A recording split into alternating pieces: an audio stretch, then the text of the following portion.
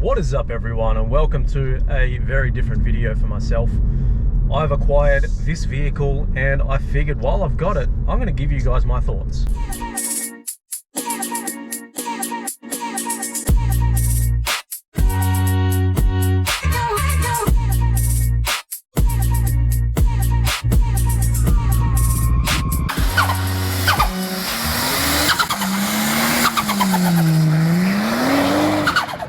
So before I get stuck into this video, I just want you guys to understand a couple of the ways that I do my reviews. Because I've got a couple of different YouTube channels, one of my other channels I do reviews on machines all the time.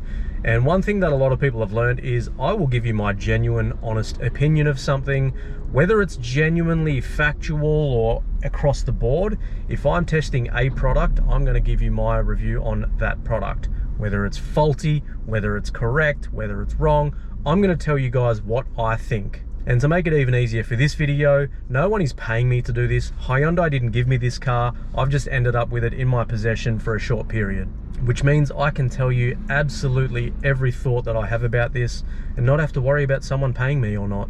So this is a 2024 Hyundai i30 N-Line. And this is a very different kind of video for this channel, but it's something that I'd always planned on doing. I just hadn't had the chance yet. So if you are interested in these types of videos, there are going to be a lot more of them to come. I plan on testing absolutely every kind of vehicle, bike, car, boat, whatever I can get my hands on to tell you guys what I think. So for those that care, this has a 1.5 litre turbocharged mild hybrid thing. And it's paired with a 7-speed CVT flappy paddle gearbox. So like I said, the engine is a mild hybrid, which we will touch on very shortly. It's something I'd never heard of, but it's quite interesting. And the engine does produce 117 kilowatt or 157 horsepower, and it feels pretty good. I will say that the majority of the power is down low to mid-range. It has no power up the top. It is a very small capacity, being a 1.5 litre, so you kind of expect that. Front-wheel drive, that definitely doesn't need four-wheel drive or all-wheel drive, whatever you want to call it. It just doesn't have enough power to really spin the wheels, if I'm being honest. It has multiple drive modes, so you can go from eco, normal to sport. Now, I don't really understand why you would have normal. The eco mode works great, the sport mode works great. Anything in between is just, why bother? When you're in eco mode, the car definitely feels plush. It's definitely quieter, it chills everything out, even the dash turns blue. And then up in sport mode, it's all red and carbon fiber and racy. And when you do flick it over into sport mode, I don't know if it's just me, but the car just feels tighter. So I don't know if it does something to the steering or the suspension, but it just feels better. And don't worry, we are going to do some little speedy shots, but before we do that, I just got to talk to you about the boring things. Now, one of the most boring things coming into the vehicle industry at the moment is EV. Electronic vehicles and hybrids and all that sort of stuff. Like I said, this is what they call a mild hybrid. I hadn't heard of it before, so I looked into what it is. And it turns out that this is electrically assisted. Now just sit tight, it has its perks. So at first glance, when you see a car with a number plate and it has the little EV badge, I'm not interested. Unless it's a Tesla, because Teslas are cool. But then I dug deeper and I realized that the perks are far more than just old person boring things. Now, the way that the EV system works on this is it just assists you under 30 kilometers per hour. I just kind of see it as a really aggressive start-stop technology. So it keeps the car running via electricity on a giant 48-volt battery, and it just saves the car turning on and off from a start-stop, I guess. It's a little bit different to anything else I've driven, and I kind of like it. And in certain drive modes and certain positions of the engine RPM and throttle response, it will actually give you an extra 12 kilowatts of power. That ain't a bad thing. Now, it does mean a couple of things. One of the weirdest things is it doesn't feel like it starts like a normal car. I'm gonna go back in time and show you guys the cold start on this.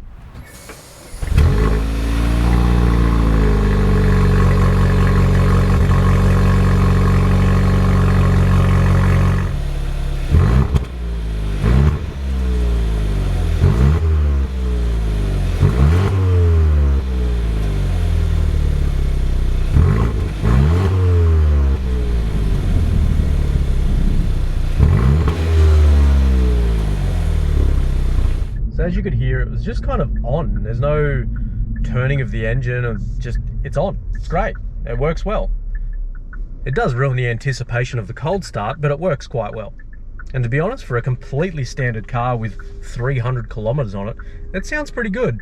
Now, one thing I did take into consideration while doing this review is the price of $40,000. So I think the best thing I could have done is to find what I think is the best hatchback for $40,000. And what I came up with is actually a 25-year-old Honda Civic Type R. That's right, a 25-year-old Honda is $40,000. Now, this car is obviously a bit of a JDM hero car, so to compare them is a little bit unfair, but I think the best way to compare a car is to find the best version of it and then work out which one's better. And then obviously it's going to come down to personal preference, because for $40,000, would I buy this or would I buy a Type R? I don't really know the answer to that yet. If you're looking as an investment, I think the Type R is probably the smarter car to buy. But if you want something to actually drive and you have warranty and all those things, well, the answer is pretty clear. Now, probably one of the most annoying things about this car is that if you do 1 kilometer over the speed limit, it just will not shut up. It keeps beeping at you, telling you over the speed limit. It's like, relax.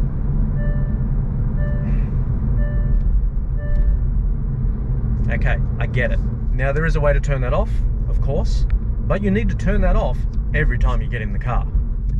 Same as the driving modes. If I get out of the car and it was in sports mode, why can't I just stay in sports mode when I get back in the car again? I think if you pay for a car, you should be allowed to decide how the car is when you drive it. So for all of those things, this is where a 25-year-old Honda, in my opinion, is a better car. Now, a lot of people want to watch these reviews and find out all about the little details and the USBs and the wireless charging. You can Google that stuff. That is not a review, that's just telling you what boxes it's ticked. What I think a review should be is how the car feels. So we're going to go and find some fun roads, and I'm going to tell you guys how this thing feels.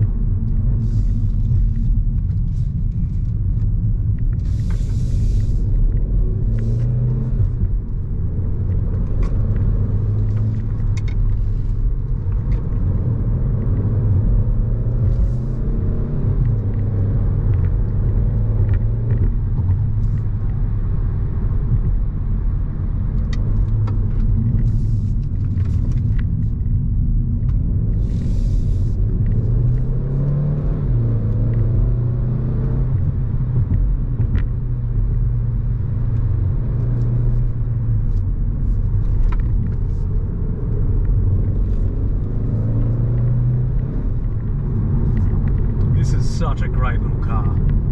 Such a great little car. Now, I just have to say, I haven't had this much fun in a car in a long time. This is not a spectacular car by any means on paper, but it's fun. And to me, that's what a vehicle should be. Whether it's a bike or a car or a boat or whatever it is, it should put a smile on your face. And this does just that. The seats are definitely a sports seat. I am a bigger guy, I'm about 90 kilos, and I sit in this quite firm, not in a bad way at all. They hug me perfectly. The gearbox in this thing is probably its strong point. The shifts are super crisp, it's amazing, it's very, very good with throttle response. So even if it's in the wrong gear and you give the throttle a little bit extra, it knows what you're trying to do, it puts it in the right gear and it just goes. Now I doubt I've used all 117 kilowatts and I don't need it. These roads I'm on at the moment are obviously quite tight, but I still haven't even tried to use all of it. It doesn't need it. It just handles well and it's fun. It's just a little go-kart. And to me, that's what that's when cars are fun. Hey Google, pronounce Hyundai. That's pronounced Hyundai. Nailed it.